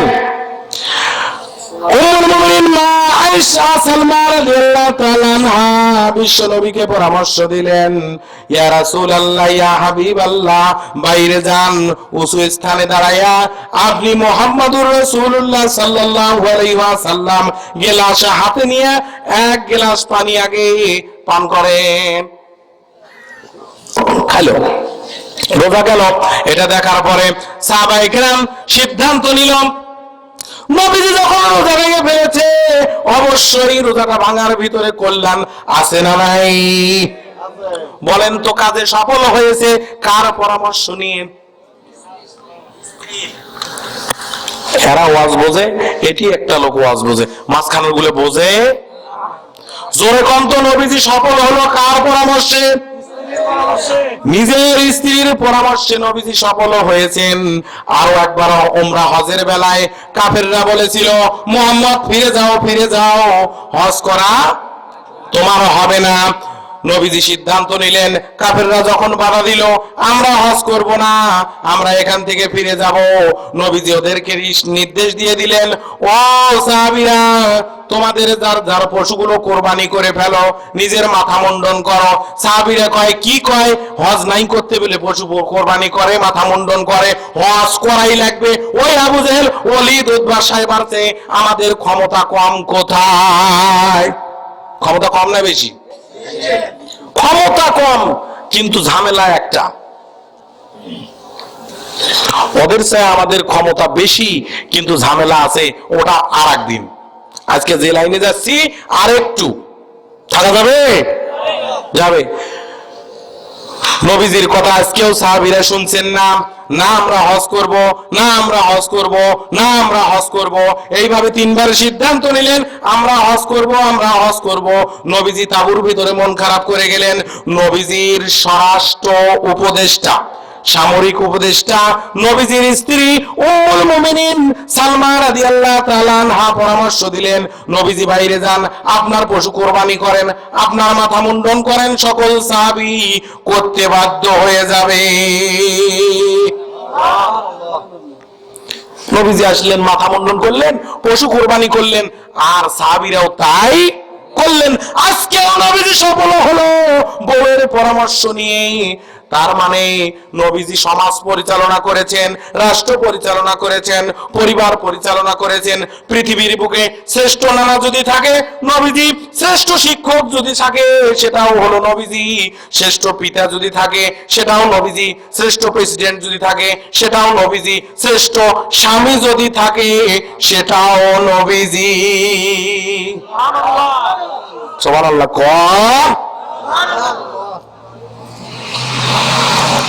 নবীজিকে একদিন স্ত্রীদের ভিতরে একজন জিজ্ঞাসা করছে, হুজুর, আপনারা এতগুলো স্ত্রী, আপনি কাক বেশি ভালোবাসেন? বলা স্বাভাবিক নয়, আমার বউ কয় না, ওই হুজুর বউ কয়। যতই দেখেন যে বুড়া হচ্ছে, প্রেম ঠিকই আছে। স্ত্রীর সাথে যার মহব্বত নাই, ওটা তো জান্নাতে যেতে পারবে না। হুজুর কি? স্ত্রীর সাথে মহব্বত যার নাই, ওটা একটা কি টাটকা, বাকিটা কব না। কারণ আজ থেকে তো মহব্বত সবাই আজকে যা স্ত্রী বেশি বেশি ভালোবাসবেন, প্রেমের কথা কবেন। খারাপ মনে হচ্ছে? শেষ করব? শেষ করব না, আর একটু চালাবো। বলছেন, হুজুর কাকে বেশি ভালোবাসেন? রাসূল সাল্লাল্লাহু আলাইহি ওয়াসাল্লাম বলেন, এটা আজকে কোয়া যাবে না, কালকে বলতে হবে। নবীজি রাত্রিবেলা আয়েশা সিদ্দিকা রাদিয়াল্লাহু তাআলা আনহার ঘরে গেলেন, দুইটা খেজুর দিলেন। এভাবে সবগুলো স্ত্রীর ঘরে দুইটা করে খেজুর দিলেন। পরের দিন বলছে আজকে রেজাল্ট দেওয়ার কথা ছিল, হুজুর কোন কাকে বেশি ভালোবাসেন? নবীজি বলেন আগামীকাল রাতে আমি দুইটা খেজুর যাকে দিয়েছি তাকেই বেশি ভালোবাসি। সবগুলো স্ত্রী দুটো করে খেজুর দিছি, আর বলছে তুমি কাকু জানি কন্যা। তাহলে ভালো কাকে বেশি বাসে? নবীজি তার সবগুলো স্ত্রীকে খুব বেশি ভালোবাসেন, সমান সমান ভালোবাসেন, অধিকার দিয়েছেন সবগুলোকে সমান সমান। শ্রেষ্ঠ স্বামী হলো নবীজি। নবীজি এই যে নবীজির স্ত্রীদের সাথে পরামর্শ, স্ত্রীদের সাথে প্রেম এবং মহব্বত, এটা হলো 1 নম্বর আমলে চলে। পরিবারে যার ভালো কাম নাই, রাস্তার ভালো কাম করি লাভ আছে? দেখবেন রাস্তাঘাট, ব্রিজ, পুল, কালভার্ট, মসজিদ, মাদ্রাসায় এত বেশি দান করে, কিন্তু বউটা দেখতে পারে কেন? দেখতে পারে না। সে নিশ্চয়ই বাড়িতে ইনসাফ করে না। ইনসাফ করবেই বা কোত্থেকে? রাত্রি জেগে জেগে বিভিন্ন ভাবে ইনকাম করে। সেই ইনকাম আবার করবে না কেন? ইনকাম না করলে প্রতি রাতে একটা বক্তা ওয়াজ করে একটা, আর ওই নেতা ওয়াজ করে 5টা। আছে না নাই? অতিথি হয় 5টা মাহফিলে একদিনে, ওই অত টাকা কোত্থেকে দিবে, তাই না? সবাই এরকম? আমি কতিপয় লোকের কথা বলছি। এই টাকা ইনকাম করতে গিয়ে অবৈধভাবে ইনকাম যখন করে, স্ত্রীর কাছে সময় দিতে পারে না। খুললে গেছে, এই স্ত্রীর কাছে শোনে নাই ওখানে একটা বিয়ে করি তুই এসছে, ওখানে আবার মাসে একদিন যায়। এই জন্য পরিবারের সম্পর্ক ভালো নয়। ও যতই রাস্তাঘাট, ব্রিজ, পুল, কালভার্ট, মাদ্রাসা, এতিমখানা আরো যত যা করুক না কেন, ওটাকে দিয়া আমলে চলে আমলে চলে হয় নাই। স্ত্রীর সাথে উত্তম আচরণ করাটা হলো আমলে চলে। নবীজি বলেছেন স্ত্রীকে যারা একটা বেদানা কিনে খাওয়াবে, একটা আঙ্গুর কিনে খাওয়াবে, স্ত্রীর ভরণ পোষণের জন্য যে অর্থটা ব্যয় করবে, কাপড় কিনে দিবে, এই কাপড়ের টাকা আর ওই স্ত্রীকে শখের জিনিস কিনে দেওয়ার টাকাটা তার সদকায়ে জারিয়ার আমল হিসেবে আল্লাহ সওয়াব দিয়ে দিবেন। সুবহানাল্লাহ। আজকে কোন যদি ফির আপনাদের বউরে শোনে সুবহানাল্লাহ জোরে কোন তো। আমি মনে করছিলাম পীরগঞ্জের মানুষেরাই খুব দুর্বল, না এটিও দুর্বল লোক আছে। সুবহানাল্লাহ জোরে বলবেন। তাতে কি সওয়াব কম না বেশি?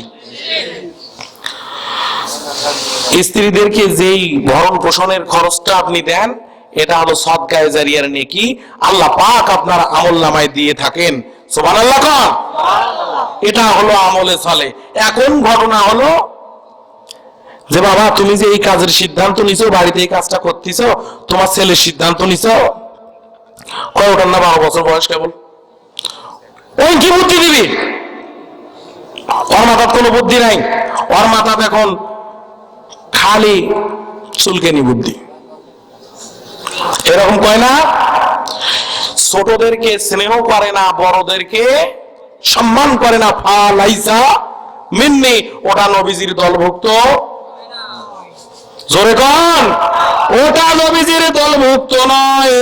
ছোটদেরকে স্নেহ করতে হবে, বড়দেরকে সম্মান করতে হবে, ওইটাই হলো নবীজির দলভুক্ত।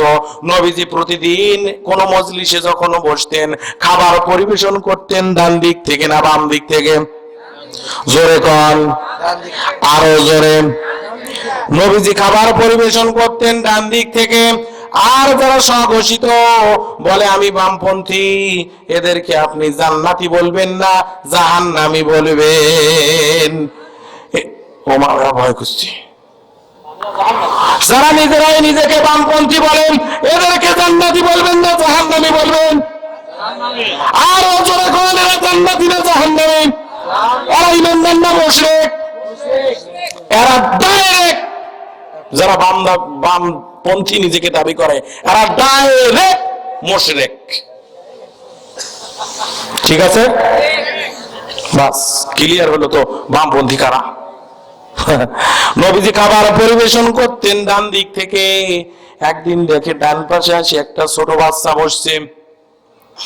ছোট বাচ্চা বলছে, বাবা বাম পাশে যিনি বসছে মুরব্বী মানুষ, তুমি তো ডান পাশে আজকে বসছো, আমি নবী তো প্রতিদিন ডান পাশ থেকে খাবার পরিবেশন করি, তুমি যদি অনুমতি দাও আজকে মুরব্বী মানুষ বাম পাশে আছে, আমি বাম পাশ থেকে শুরু করি। এই ছেলে বলে, ইম্পসিবল, অসম্ভব। কিসের বাম পাশে যায়? বাম পাশে যাওয়া যাবে না, কারণ আমি তো রহমত বরকত নবীজির হাত থেকে সর্বপ্রথম খাবার নেব, এই জন্য এসে ডান পাশে বসেছি। ঠিক না? বা ঠিক, ডান পাশে বসেছি। আর ওদের মতো মুরব্বী হওয়া পর্যন্ত আমার যদি হায়াত আল্লাহ পাক না দিয়ে থাকেন, নবীজির কাছ থেকে রহমত বরকত নিবার জন্য ডান পাশে এসেছি। নবীজি নিরুপায় হয়ে বললেন, ও বাবা চিন্তা করো না, আজকেও আমি ডান পাশ থেকে খাবার পরিবেশন করব। সাহাবীরা জিজ্ঞাসা করলেন, মুরব্বীদেরকে দিলেন না? নবীজি বললেন, এই শিশুটা ডান পাশে বসার কারণে, নবীজিকে সম্মান দেওয়ার কারণে আর ডান পাশে বসার কারণে আমি নবীজির কাছে এই মুরব্বীটার চাইতে এই শিশুটার গুণে বেশি। নবীজির কাছে শিশুর গুরুত্ব আছে না নাই? আপনার সন্তানকে যদি আপনি গুরুত্ব না দেন, দেওয়ানগিরি করে একটা কাম হুমসিকালি করেন, আর সন্তান সারা জীবন পস্তাচ্ছে। আব্বা যদি এই কাজটা আমার কাছে খালি একবার জিজ্ঞাসা করতো, আমি আগে থাকি জানি চাচা শয়তানি বুদ্ধি পাকাতেছিল, আমি বলে দিতাম যে চাচা এই ক্ষতিটা করবে, আব্বা আমাকে বলে নাই। এই জন্য আপনার অনেক বড় ক্ষতি হতে পারে। অতএব পরিবারে আমলে চলে প্রতিষ্ঠিত করতে গেলে আপনার স্ত্রী, সন্তান, মাতা, পিতা, পরিবারের সকল সদস্যকে সমান গুরুত্ব দেওয়ার নাম হলো আমলে চলে। আর যখন পরিবারে আমলে চলে করবেন, তখন আপনার জন্য সমাজে এবং রাষ্ট্রে আমলে চলে করার নির্দেশ দিয়েছেন কে? আল্লাহ। আমলে চলে 2 নম্বর ক্ষতির হাত থেকে বাঁচার ঔষধ। 2 নম্বর ঔষধ হলো আমলে চলে। আমাদের আমলে চলে করার দরকার আছে আছে।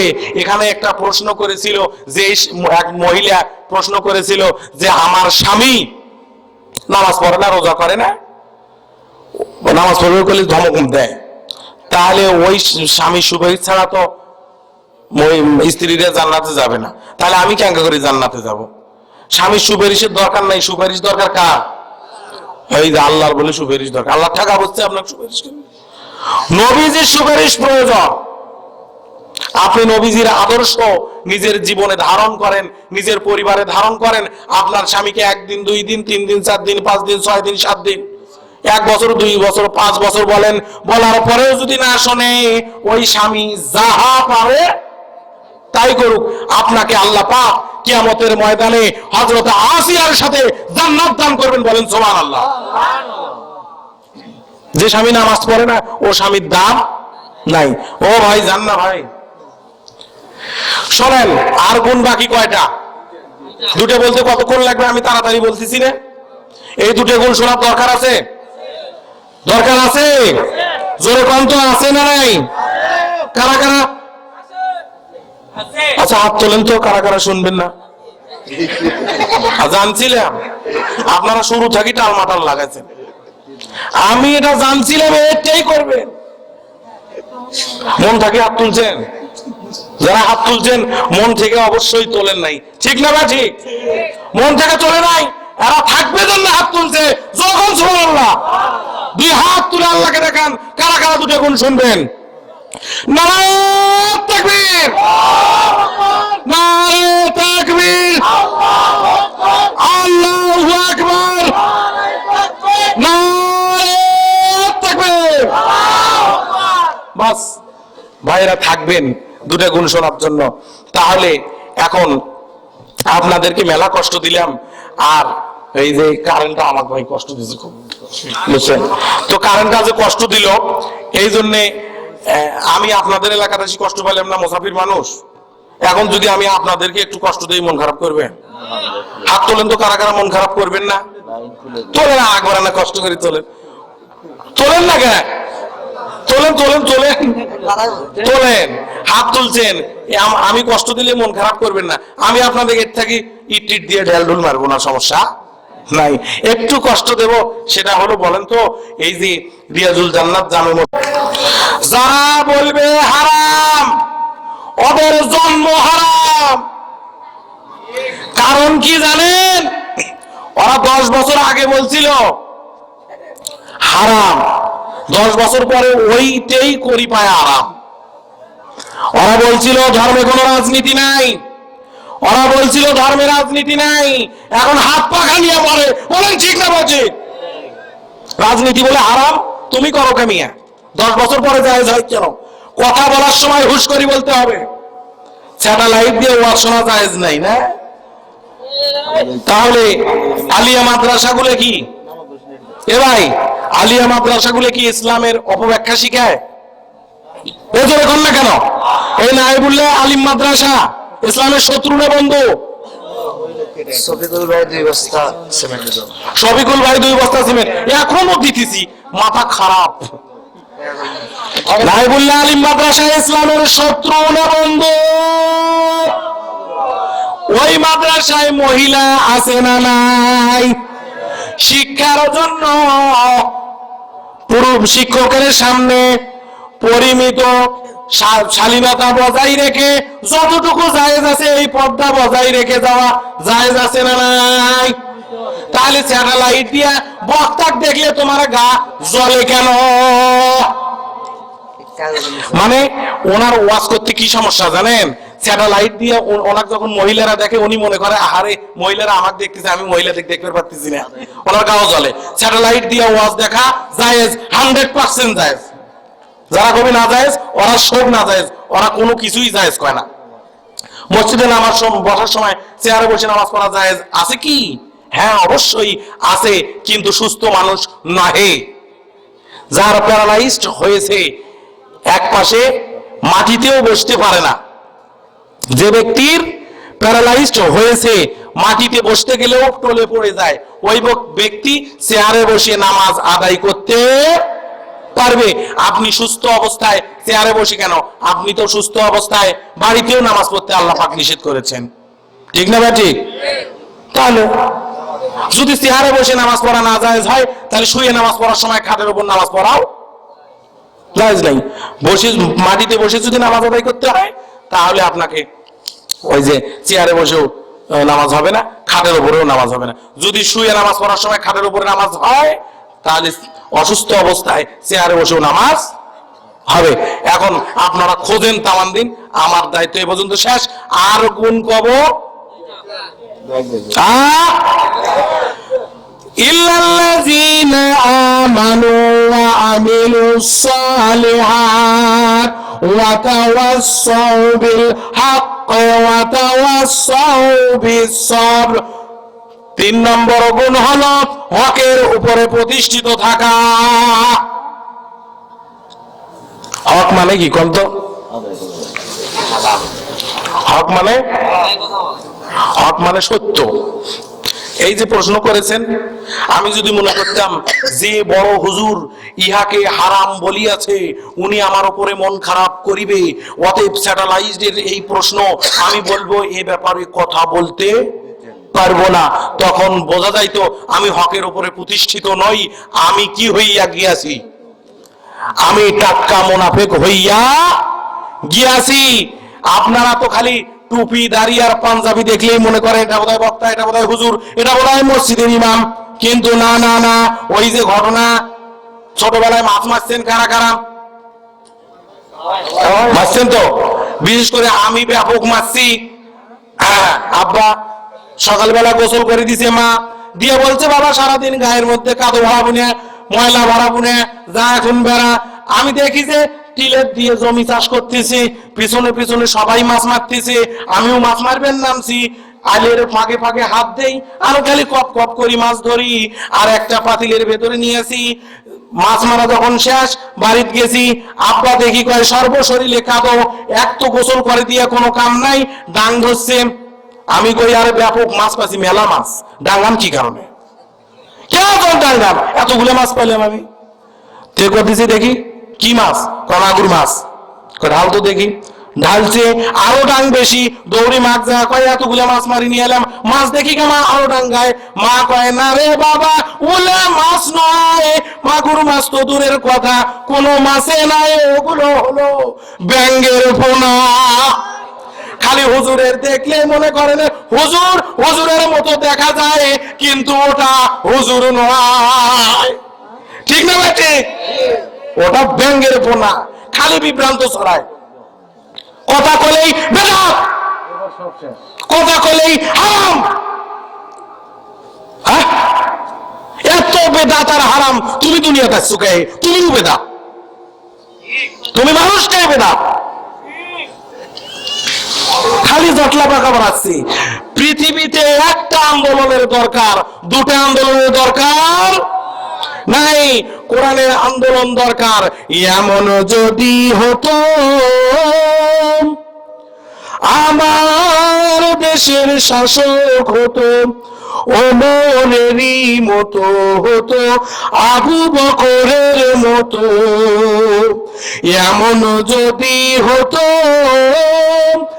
আমার দেশের শাসক হতো, ওমরেরই মতো হতো, আবু বকরের মতো। সুবহানাল্লাহ কবেন না? এই কোরআনের আন্দোলন দরকার, হাদিসের আন্দোলনের দরকার আছে।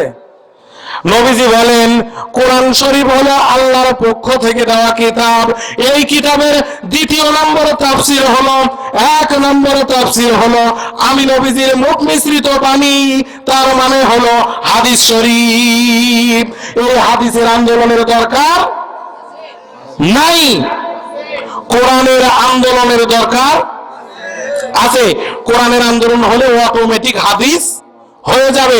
যত শিরিক বেদাত, যত অকাম কুকাম আছে, যদি সংসদ ভবনে এই কোরআনে কারিমকে পৌঁছানো যায়, সব কিছু কলঙ্কিত অধ্যায় পরিসমাপ্তি ঘটবে ইনশাআল্লাহ। এটাই হক।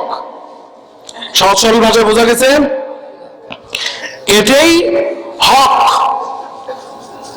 সকল মানুষের তৈরি করা মতাদর্শকে লাথি মেরে আল্লাহর দেওয়া ওহীর বিধান প্রতিষ্ঠিত করতে হবে। কোন একদিন এ দেশের আকাশে কালিমার পতাকা দুলবে, সেদিন সবাই কোরআনী বিধান পে দুঃখ বেদনা ভুলবে। কোন একদিন এ দেশের আকাশে কালিমার পতাকা দুলবে, সেদিন সবাই কোরআনী বিধান পে দুঃখ বেদনা ভুলবে। এটা হক। হক হলো যে কোনো পরিস্থিতিতে আপনার বুকের সামনে যদি কেউ বন্দুক তাক করে দেয়, আপনার বুকের সামনে যদি কেউ কামান তাক করে দেয়, আপনার উপরে যদি মিসাইল নিক্ষেপ করে, পারমাণবিক বোমাও নিক্ষেপ করে, সেই অনুকূল পরিস্থিতিকে, প্রতিকূল পরিস্থিতিকে স্বাভাবিক হিসেবে নিজের জীবনের জন্য একটা আল্লাহ পাকের দেওয়া পরীক্ষা হিসেবে গ্রহণ করে যে নিজের জায়গাটাতে দাঁড়িয়ে থাকতে পারে, এই জায়গাটাকেই বলা হয় হকের উপরে অবিচল থাকা। ঠিক না? ঠিক। আউ কথা কমা নাই, রাত বেশি হয়েছে তো ব্যাটারির চার্জ কমে যাচ্ছে। আচ্ছা যাক, ৮৮ নম্বর কোনটা? শেষের নম্বর হলো ধৈর্য। কাগইলের মানুষের এত ধৈর্য, 3 বার কারেন্ট যাওয়ার সাথে সাথেই 3 ভাগ নাই। এত বেশি ধৈর্য আপনারা আমার দেখালেন, আমি খুশি হতে পারলাম। আমি না কইনি, আপনারাই করছেন। শোনেন ভাই, যে কোনো পরিস্থিতিতে ধৈর্য ধারণ করতে হবে। আল্লাহ বলেন, তোমার বিপদ আপদ মুসিবতে তুমি যখন পড়ো, তখন তোমার জন্য কাজ হবে কয়টা? কাজ হবে 2টা। ইয়া আইয়ুহাল্লাযীনা আমানুস্তাঈনু বিস-সাবরি ওয়াস-সালাহ ইন্নাল্লাহা মা'আস সাবিরিন।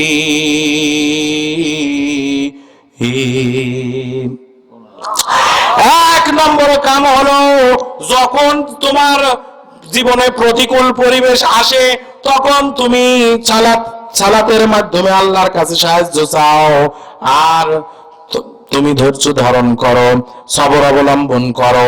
নিশ্চয়ই ইন্নাল্লাহা মা'আস সাবিরিন, ধৈর্যশীলদের সাথে কারা আছেন? ধৈর্যশীলদের সাথে কে আছেন? আর জোরে বলেন, ধৈর্যশীলদের সাথে কে আছেন? এই যে যারা শুরু থেকে শেষ পর্যন্ত সকল প্রতিকূল অবস্থা মোকাবেলা করে এখনো পর্যন্ত মাহফিলের প্যান্ডেলে বসে আছেন, তারা ধৈর্যের পরিচয় দিয়েছেন। আমাদের সাথে কে আছেন? আমাদের সাথে আল্লাহ আছেন। নিশ্চয়ই এখন যদি এখানে দোয়া করে দেওয়া যায়, আমার আল্লাহ রাব্বুল আলামিন গ্রহণ করবেন।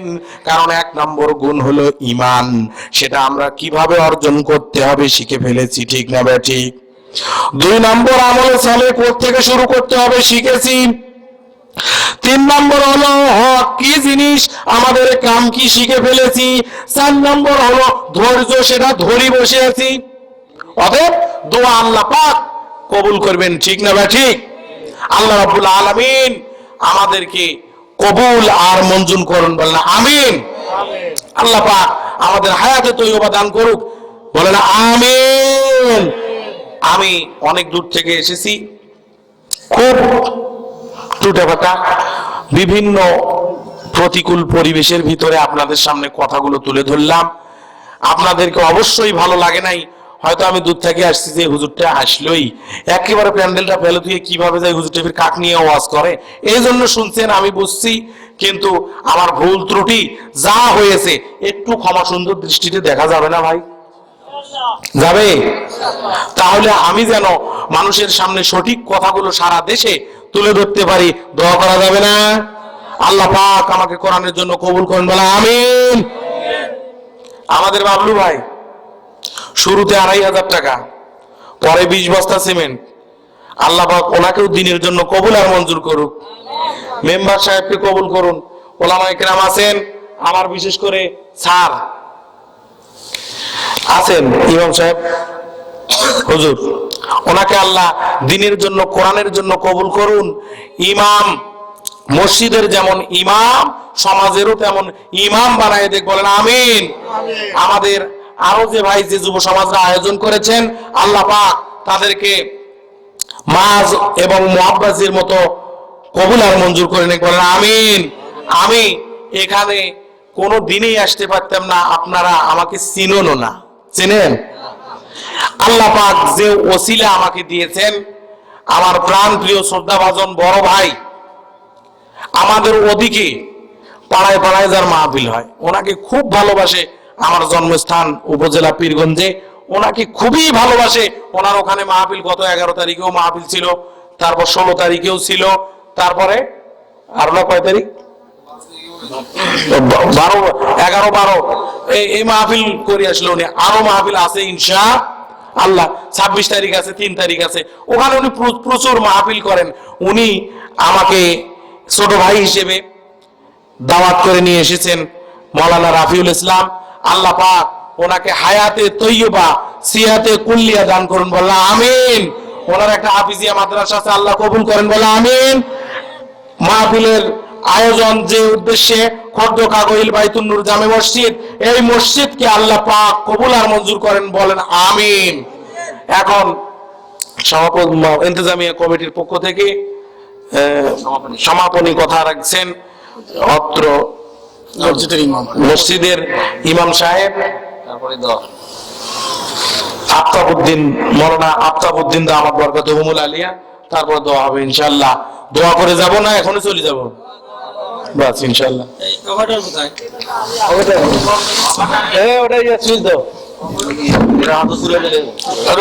সঙ্গে সুইচ আছে, সুইচ দেন, সুইচ দেন আছে।